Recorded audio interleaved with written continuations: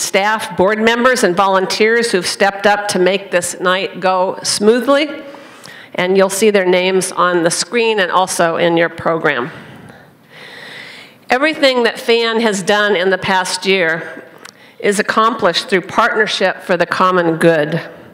And tonight, we especially want to thank our partners who have sponsored tonight with their financial support.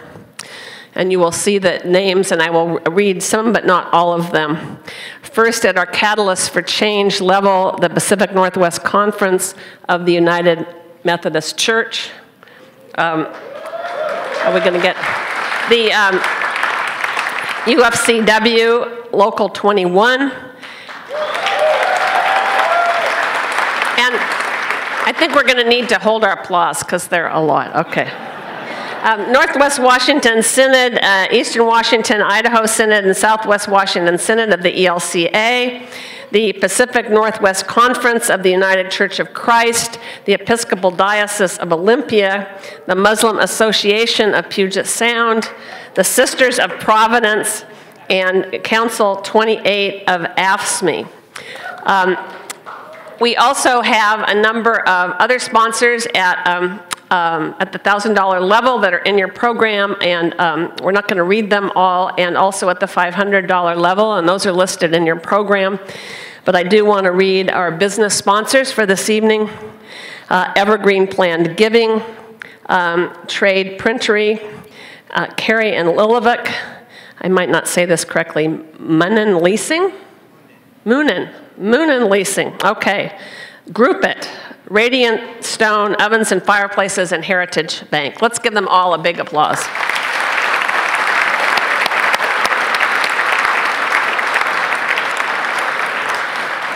And we encourage you social media users out there to Facebook, tweet, or Instagram your favorite moments of tonight with the hashtags on your program and on the screen. So a few remarks before we begin with our awards. It is good to be together. I draw strength, courage, and hope from all of you. I've been thinking a lot about migrants lately, especially those coming from Central America. And while most of us who are able to come to a dinner like this live in circumstances of comfort and security relative to so many others, I still find the metaphor of migration to be helpful in thinking about the circumstances that we are in as people of faith in the United States of America. A lot of folks are not feeling safe in this country, yes? Hatred, injustice, and violence threaten many neighbors near and far. We cannot accept it. And so we find ourselves on a journey, maybe it's a metaphor here, but on a journey away from that, away from the violence and the injustice that imperil so many, toward a society that welcomes the stranger, that has compassion for those in need, that makes love and justice central to how we live together. And we are on that journey together, away from what is, or at least some of what is, not all of what is, toward what can be. But it sometimes seems like a long road to get there. And these past 2 years have been even more challenging than some of the others. But we have learned things on this journey, and we know what we need to do.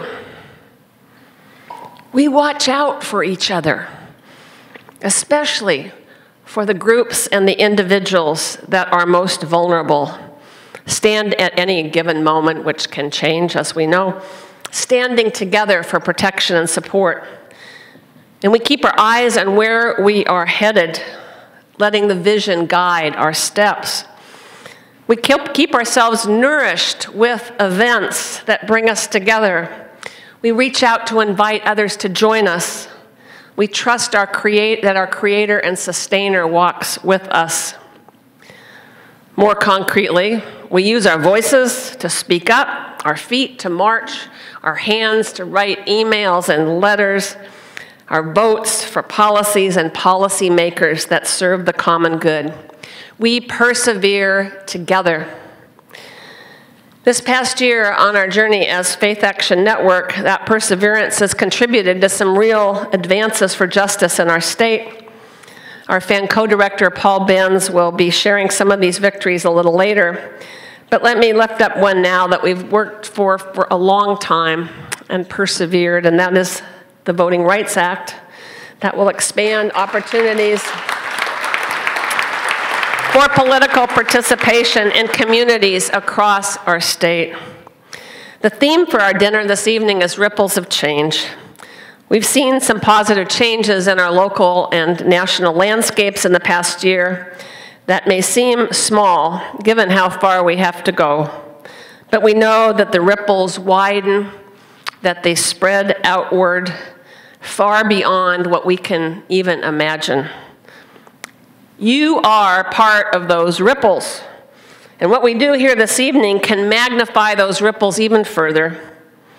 So now let me turn the microphone back to Rabbi Aaron Meyer.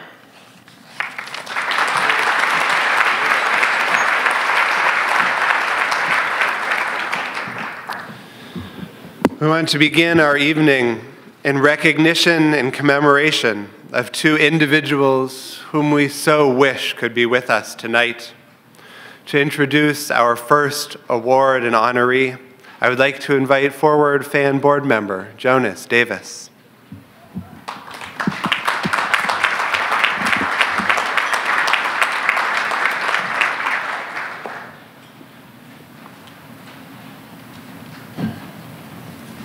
Hello. You heard my name is Jonas Davis. I first knew Ron Young as a colleague many decades ago at the American Friends Service Committee, where we both worked.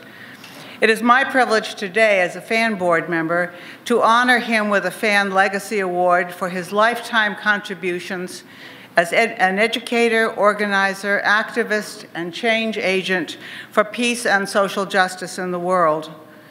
Ron died in July after a brief illness. So many of us have long been inspired by our friend Ron, who shared both his profound and challenging questions, his humor at unexpected moments, and his deep commitment to justice with FAN. He crossed many boundaries in his life to be in places where his voice and vision were needed. From the Church of Reverend Jim Lawson in Nashville when he was an undergraduate, to Vietnam during and after the war, from Central America, and to the Middle East, where he spent a few years with his wife, Carol. We especially appreciate his interfaith sensibilities as he worked for justice and peace. We lift up and celebrate his legacy, even as we miss his presence with us this year. We are grateful for the love he leaves behind with his wife, FAN Governing Board Co-Chair Carol Jensen, whom you just heard, and his sons, Jonah and Jamie, and his daughter-in-law, Henna, and grandson, Omar. We welcome Jonah and Jamie Jensen Young to receive the award for his family, for their family.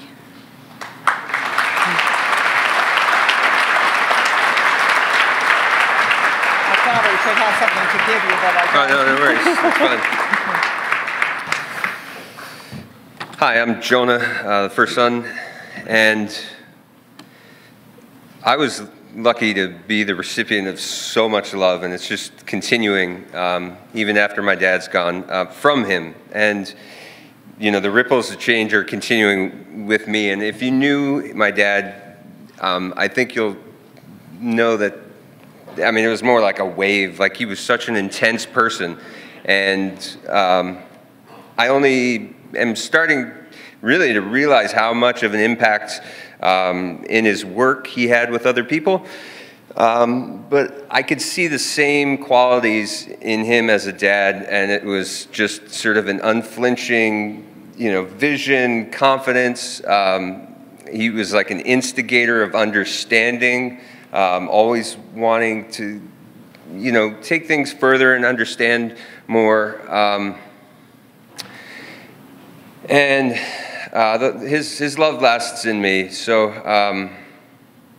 I'm just exceptionally proud, and will always be proud. And I hope you had a chance to meet him, and I will continue to love him. Thanks, Dad.